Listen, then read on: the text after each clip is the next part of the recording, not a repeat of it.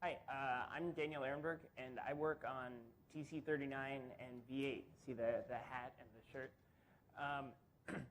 I came to ask you all for input for TC39, which is the process to change and improve the JavaScript programming language.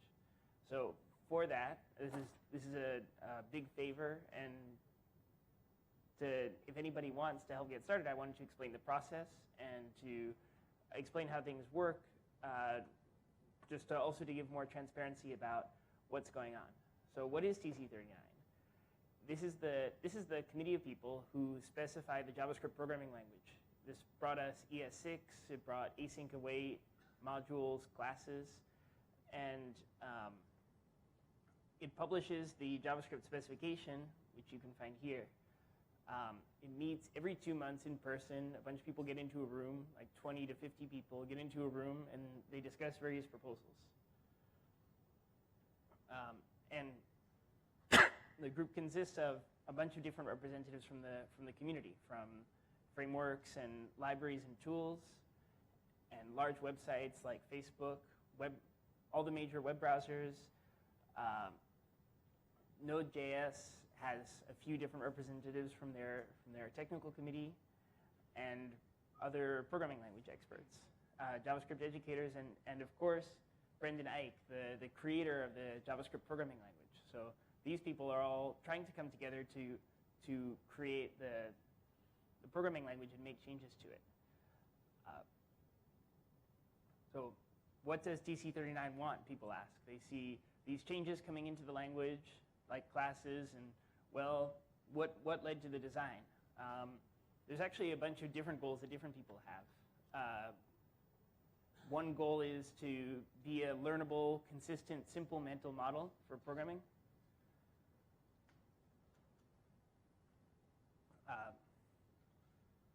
Also to integrate with the various platforms that people use JavaScript in, like on the web and on Node.js, but at the same time to be general enough to write programs that span all of them.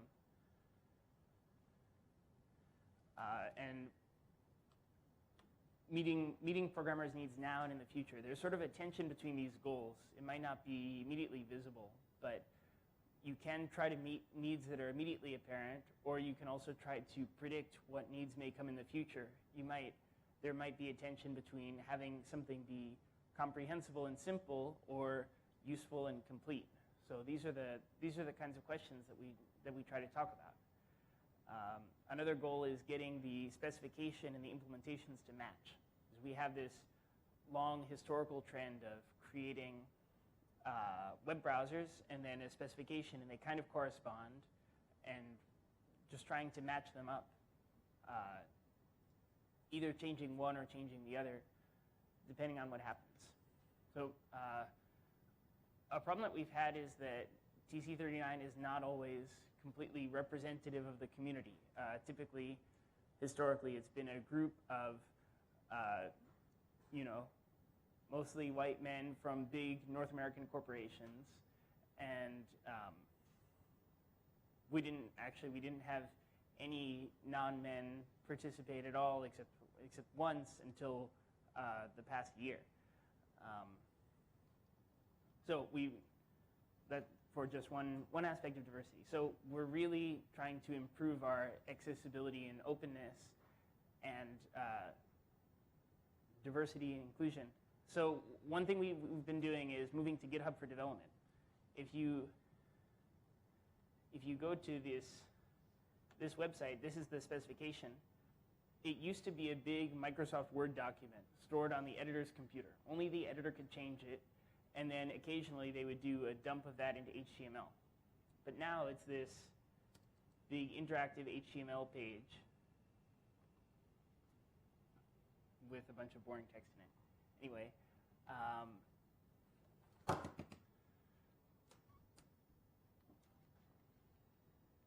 so we moved to GitHub for development, so you can make pull requests or file bugs against the specification.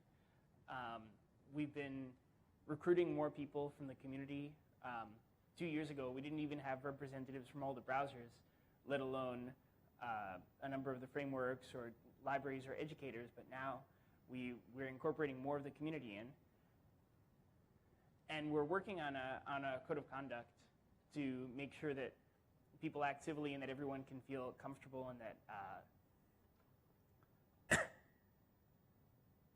and that it's just a friendly and welcoming place for everybody.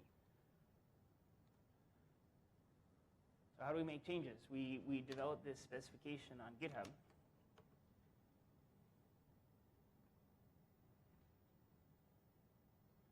So here's the, well, you can come back later.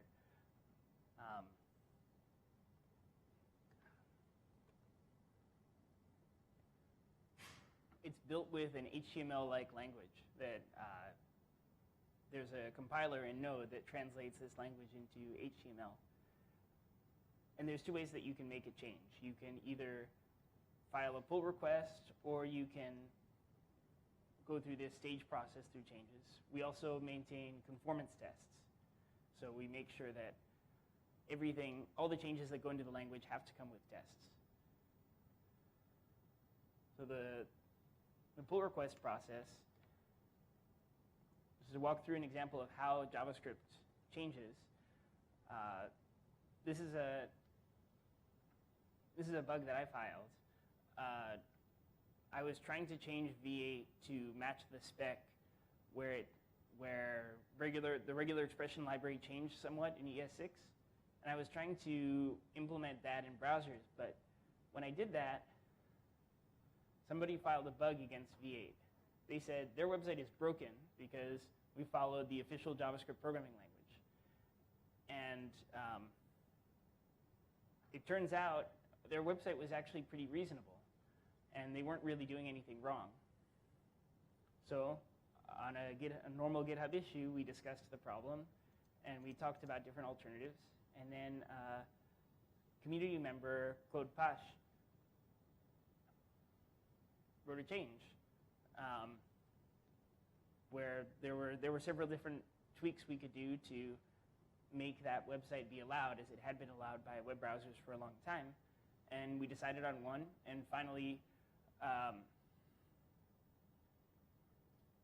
tests were, this got included in the spec, and then we wrote conformance tests to make sure that it would be matched.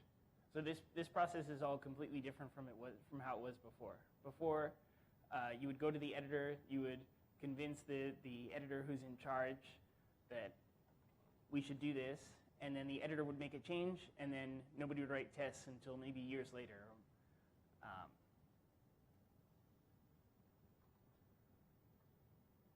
Sometimes people also make PRs just to clear up the spec text. Like this one rewords a section to make it easier to understand, and those don't need tests.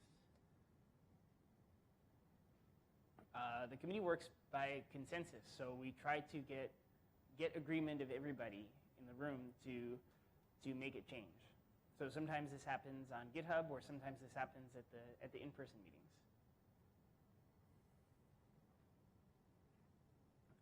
But that's only how we make changes for small things. And by the way, anybody can go and propose these changes if you find that something doesn't work the way that it seems like it should. But that's just how we do small changes, fix-ups like this.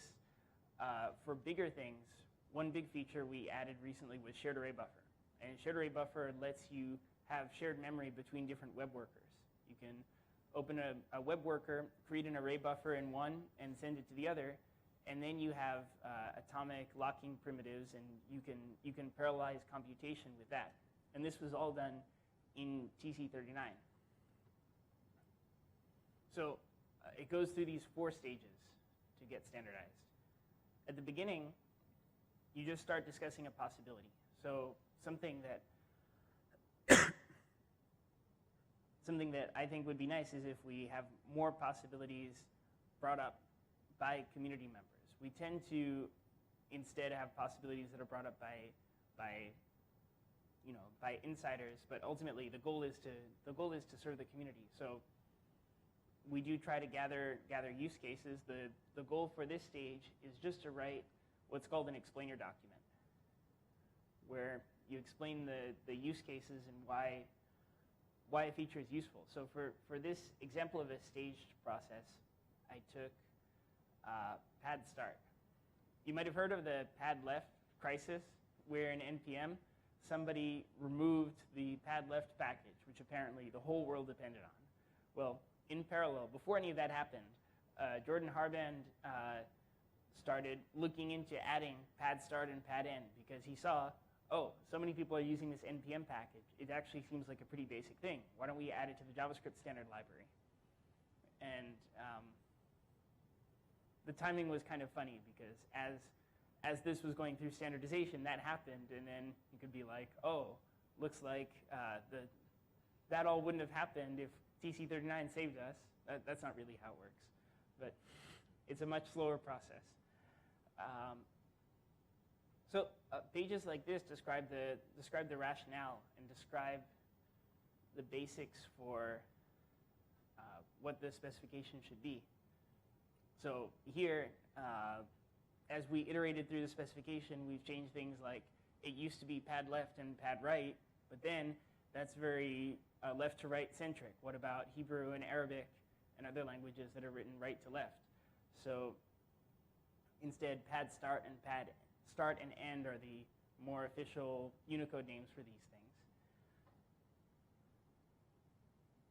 So so when you're presenting a new feature to the committee, you first create an explainer and understand use cases and explain why it's important to be added to the core language. You may have, by the way, about these stages, you may have seen these in Babel. So when you use Babel 6 and beyond, you have to choose a particular Babel preset. And the one that most people should use is Babel preset env, which is just like the current version of the spec. But what you can do is you can use earlier features that have not yet been fully standardized. And this is the great thing about Babel, that you can both use the new specification before it's shipped in browsers, and you can prototype earlier features before they're completely done. So Babel sorts the features into stages, and these are what the stages mean as far as the committee goes. So in stage 2, the goal is, let's try to work out the details. Here, the convention is to write a specification. So this is just like the final specification, except it's just a fragment that contains the part that's needed for this addition.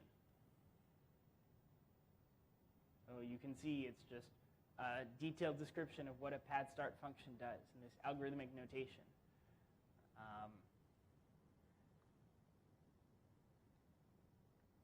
To get to stage 2 means we want to do this feature. Let's make sure we have the basic idea and come to agreement that we want this feature. Stage 3 is a little bit more. This means we've really set up the details. To get from stage 2 to stage 3, you have some reviewers review the specification, and so you have to come to consensus on all the major semantic points. So I hope that stage 1 and stage 2 can be focused on let's understand what the community needs and get community buy-in for this type of solution. For stage 3, especially advanced programmers can really help work out the details for this. So for example, for a proposal that I'm working on, Bigint, which is adding arbitrary size integers to the language, I got a lot of help from people who work on numeric libraries or physics libraries in Node who had opinions about all the details of the semantics. And what they say on the bug threads really does impact the choices that get made.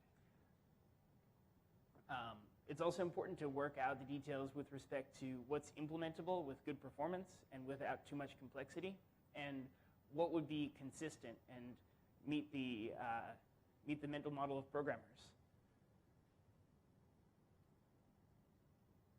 So it comes with an official review. And then The final stage is stage 4, and this just means it's completely done. It's basically in the language. It's all standardized, and this happens once it's implemented in 2 browsers. So the reason for this requirement, not all specification communities work this way. In some web specifications, it's just the committee writes it, and it publishes a document, and that's it, and then web browsers can go and implement it whenever they feel like it. But TC39 works a bit differently. It's that they're part of the process. There's an issue that happens in other specifications, like in CSS. There's some chapters of the CSS specification where they're sort of phantom chapters. All the different web browsers don't implement it, or only one web browser implements it, so you can't use it in actual websites. So TC39's strategy is, let's wait and see. We can leave things at stage 3 until we know that there's real buy-in from the web browsers. By the way, these implementations don't actually have to come from the major corporations that run the web browsers. My company, Igalia, actually goes and implements JavaScript features in various different web browsers in order to push the web forward and make them available.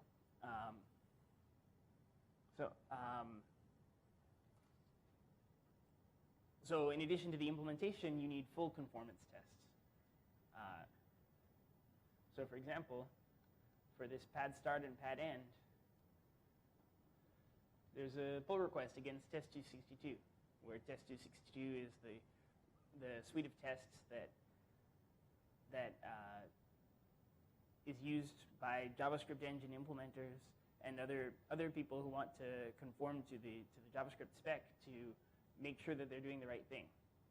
So by having the tests in parallel with the spec, it's a lot easier to get compatibility between different web browsers or different JavaScript implementations that are used for other things. Yep, and code review and everything. And then after something reaches stage 4, after it meets those 2 requirements, we merge it into the main spec text. So rather than having a separate spec text, we make a PR against the main text, and it goes in. So how can you contribute? I'm not sure if I've motivated much contribution. Maybe it would also help to hear about some of the cool features that are coming. But if anybody does want to contribute, the biggest thing is to know what people in the JavaScript community need. We've had some proposals that somebody made, and they just kind of languished for a while because they weren't interesting from a programming language nerd perspective. Like one is this question mark dot operator, which is used to, if you have an object and you have a property in the object, instead of doing x dot y, but the thing is that the object might be undefined. So instead, you would do x or x dot y, or sorry, x. Like if x, then x dot y, else a default value. But the problem is that that's very awkward. So the new feature makes this much cleaner to write. This is really useful for lots of everyday programming tasks, but from the perspective of the insulated TC39 community, where we're like locked in a room and just thinking about fancy programming language things, this can fall off the agenda. So, but as more community members have been involved, they've brought up, I really want this to happen. Like several people have brought this up, and so now we're really bringing it back and trying to make it happen to a greater extent. So just letting the committee know what it needs, and this can be through like complaining to one of us on Twitter, or starring the GitHub repository, or that defines it. We also have this test suite, test262, which we use to as I was saying, make sure that the different implementations of JavaScript are compatible with each other and conform to the spec.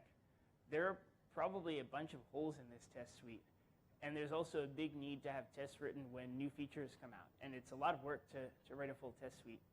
So there's a consulting firm called Boku, which is actually doing really good work adding tests for it. Unfortunately, there aren't enough paying clients to allow them to put too much work into it. You know, this consulting firm can spend some extra money paying for it itself, but that's but it will be better to have more open source contributions. Another way to contribute that's easier than that is commenting on GitHub issues. If you hear about some spec, some addition to the JavaScript language, which you can find all on GitHub, that's proposed, but it looks like it would be terrible to program in, then tell us. I really like to hear about that personally for the features that I'm working on. But not just for the specification. Also, if you see some rendering error in anything in the specification, or if you're trying to write something but the infrastructure doesn't work, yes, you can make PRs. And you could even make a new proposal. So there are a number of people who are not in these corporations that have historically dominated the committee, who have never come to the committee in person, who then just create specifications, and the work of writing things up in a formal way and working through the different issues that people have is actually a lot of work, and surprisingly, that is often the blocking factor in evolving the language. Not necessarily getting somebody to implement it, but just having a well-written description of the problem and the solution. Surprisingly, that can really help move the web forward in the programming environment that you all use. Yes, the infrastructure is also open source projects that could use help. So, since I have a little bit of time left, I was thinking of talking a bit about the new features that are coming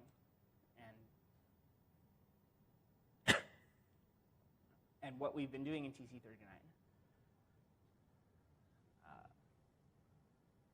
Actually,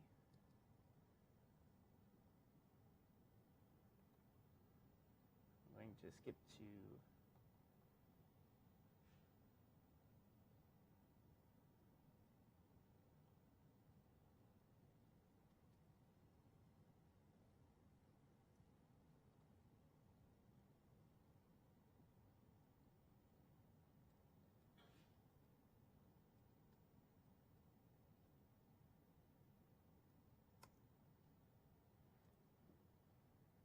this is a proposal I'm working on for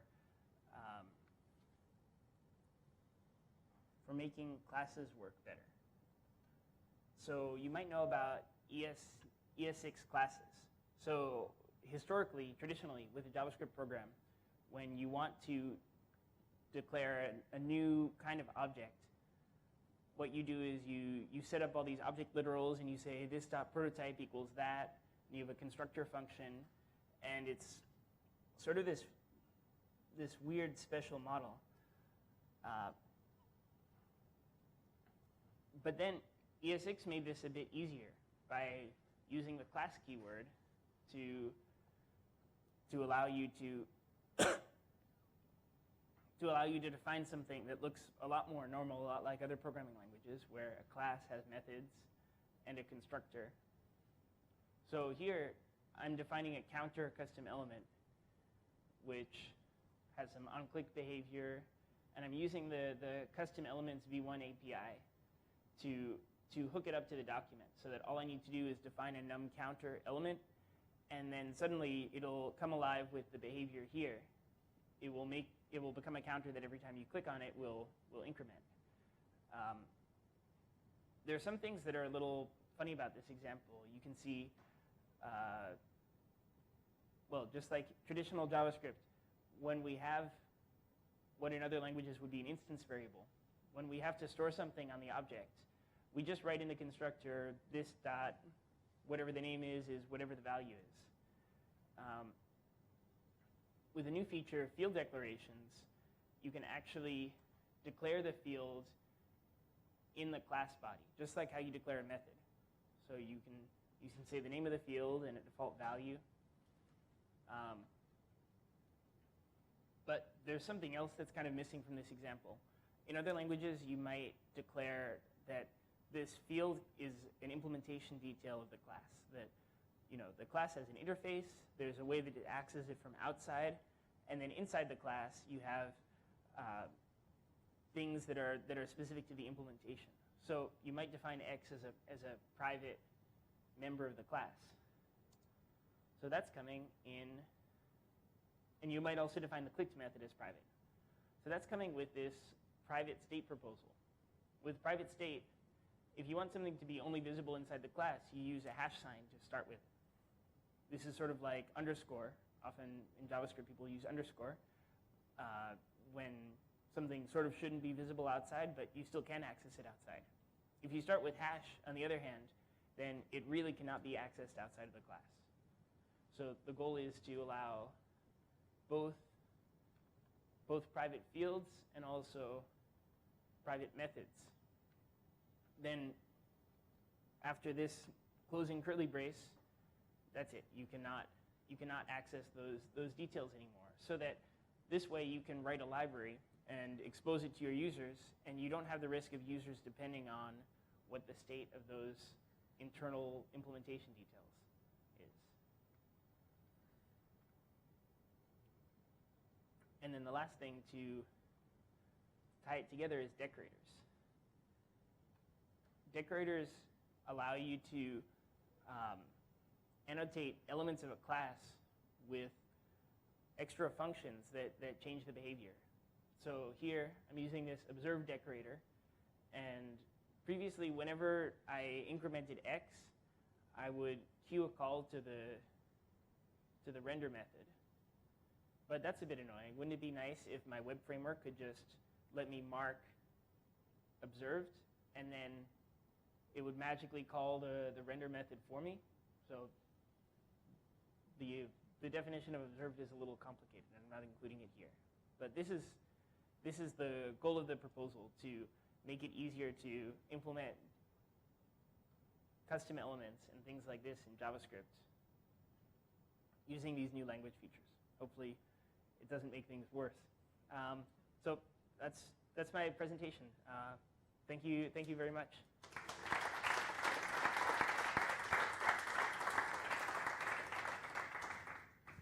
And we obviously have some time for questions. I believe there should be a lot of questions.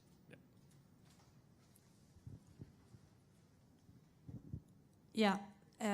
You said, if I understood well, that the most blocking thing is when someone proposes something that is not well defined or something like that. Is it? Oh, it's more like the blocking thing is when nobody proposes a proposal or pushes it through. We don't end up spending a lot of time on things that are not well defined, I guess. Yes. So do you have maybe a list or something, or some good examples we can learn from a good proposal? Or examples of proposals that have gone through successfully? Or yeah, for example. Or that are well defined, or where to find that guidelines or something. Oh, sure. I can show you on GitHub. You can go to. We have screen. Yeah. No screen. Killed. Oh, back. Awesome. Did it get better? Yeah. So there's this page, TC39/proposals, and this has a listing of all of the proposals that are outstanding, as well as the ones that are completed. So to see a successful proposal, you can look at finished proposals, and you can click on one to see how a well-defined proposal works. Here's the exponentiation operator. So now you can use double star, just like in Python, if you want to find out what something to some other power is, instead of having to call math.pow, which is uglier. Oh, that was the reason for adding it. But really, the documentation here is a weak point. So that's something that we've talked about working on, making sort of a nice, easy-to-use template and explanation of how to construct a proposal. And I hope that over the next 2 months, I or somebody else from the community will construct that. The person who was going to construct that is on paternity leave, so, which is a good reason to take a little bit of time. But does that answer the question? Yes, but I have then another one. Oh, please. Hola, a question about the MR code, the tools to generate the specification. Yeah. If you can explain how it works or where I can find the template, the draft to create the spec. Oh, well, again, this is a place where documentation is a bit lacking. Ek markup is on NPM, so I can just.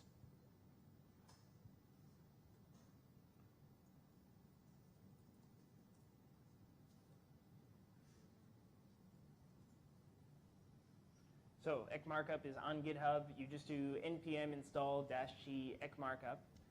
And you can look at those finished proposals to see examples of spec text fragments. Usually when I start a new proposal, I just copy and paste an existing one and change the things in it.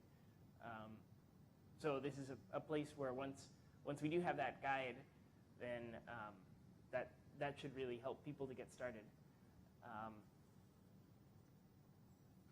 So web component-based source format. I thought there were some examples here. I guess not.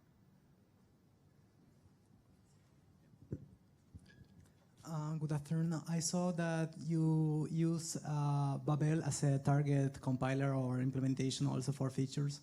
I was wondering if you have like a limit of what you can propose, so you rely on or not on transpiling or you need a native implementation of something to achieve like a new feature.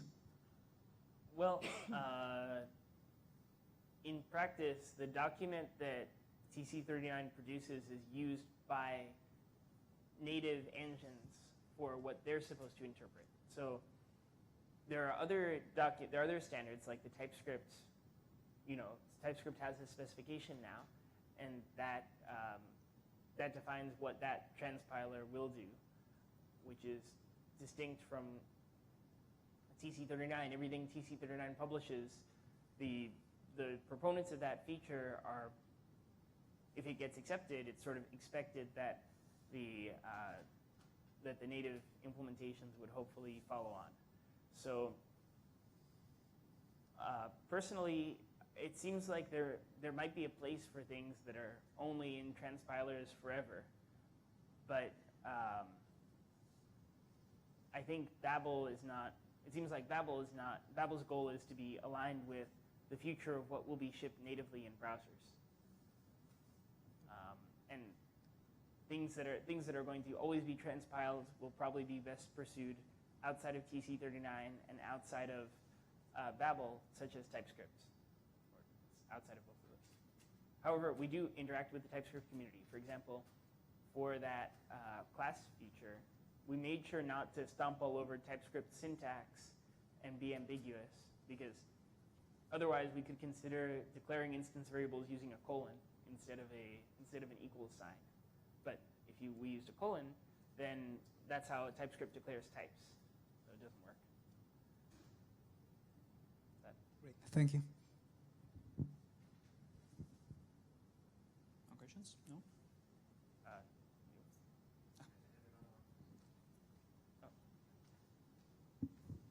So when you do these small changes that you can like propose and you say like this is broken or this doesn't work as expected, like the example you showed with the back on Chromium, how do the implementers get noticed that there's something minor that they have to be working on? Because I guess these things, there are like quite a lot of them going on, and for the big stage ones, it's kind of easy to follow up, but with the small issues, I'm not really sure I understand how it works. Well, When a proposal is just at stage 1, implementers don't really have to do anything at all. For the small ones, for the pull requests. So normative changes are marked with a label and a thing in the beginning of the name. They also have conformance tests. Now they have to have conformance tests to be submitted, to be committed into the main repository. So something that I do in V8 is I periodically pull down the test262 tests, and rebase the one that we're using in our continuous integration. And then that is a really easy way to surface all the things. And often it's a quick fix. What's done in those pull requests, though sometimes it's more involved. The other, I've suggested as a matter of process, maybe we should wait for one implementation to try something out before pulling in a normative change. But we ended up deciding to leave it on a case-by-case basis. If there's something that seems difficult and really we judge it to need implementation experience, then we will wait on that implementation experience. There's something of a everybody's a deadlock, so everybody's waiting for everybody else problem. If we always block the spec on an implementation, and then implementers might not be incentivized to implement it until the spec and tests are there. So yes, I forgot to ask. Yeah. That you have conversations in the pull requests and everything, but is a kind of ranking, or do you have measured somehow or tagged somehow the pull request as very advanced proposal or very early stage or something like that? Well, we have labels for the pull requests. So how you organize, beside commenting one after the other, how you organize a little bit that conversation, if you do it, or that's an interesting thing to look into. Currently, there just aren't that many pull requests, so there are a few people who try to look at all of the pull requests and make sense of them. Most of the pull requests are editorial, and then most people who aren't the editor don't pay as much attention to them. But we have labels like, if something needs a test, then we have a label for that. If something is a normative change, there's a concept of normative versus non-normative or editorial, and normative means that it changes the actual meaning of programs, and editorial means it doesn't change the meaning of programs. So if you get into this, you'll see a lot of use of the words normative and editorial. So we could use more. Oh, yeah. No, I just was wondering if there was something like a polling or voting. If you want feedback for the community, and maybe the community could say, if I want this or I don't want that, and in a I don't know, like a polling or something like that. That's a great idea. I suspect most of the PRs are too boring for most people in the community to be interested in. But for the other thing is that when I've tried to set up polls, I've done very informal Twitter polls about like alternatives in my proposals, and of course that's a pretty bad methodology. And then whenever I say, oh well, I did and then everybody's like, those are completely unrepresentative. So I'm not really sure how to get developer feedback in a polling kind of way. We usually end up weighting more the qualitative feedback that we get from people, giving explanations of things on bugs. So the V8 team actually, or the Chrome developer relations team, together with V8, recently sent out a poll about things that are going on at TC39 and what people's interest was in them. But that was distributed largely in Twitter, so I don't know what the right way is to do these things. If you have any advice, if any of you. Great. Done with questions, I think. So let's thank you, Daniel, one more time.